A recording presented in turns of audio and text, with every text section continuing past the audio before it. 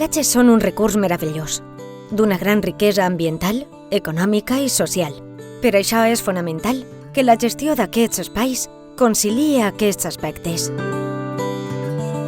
A les platges més naturals, amb protecció integral, la neteja de l'arena es fa de manera manual. A la resta de platges, amb algunes limitacions temporals, en període de nidificació de determinades espècies, la neteja es fa generalment de manera mecànica. La neteja mecànica és especialment important en la temporada de major afluència de persones, per a afavorir unes condicions higièniques i sanitàries òptimes.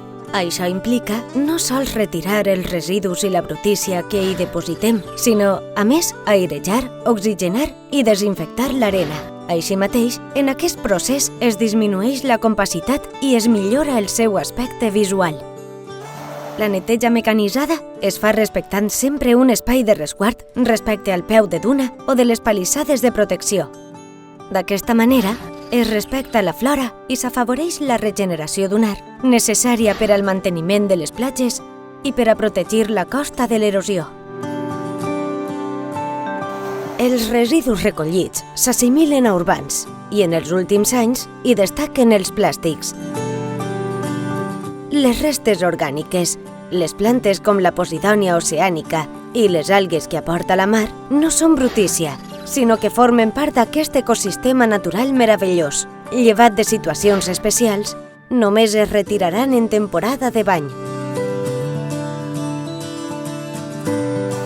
Després de pluges molt intenses, és freqüent que a les platges s'acumulen restes de canyes que han sigut arrossegades al llarg de rius i barrancs. És important que la maquinària utilitzada en la seva retirada siga eficient i no cause pèrdua d'arena.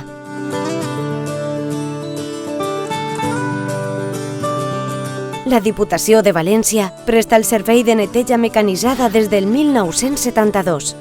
Col·labora amb les diferents administracions en la protecció del corriol camanegre, la detecció de la tortuga careta i la protecció del sistema dunar. L'activitat integral en la neteja de platges es du a terme des del màxim respecte al medi ambient.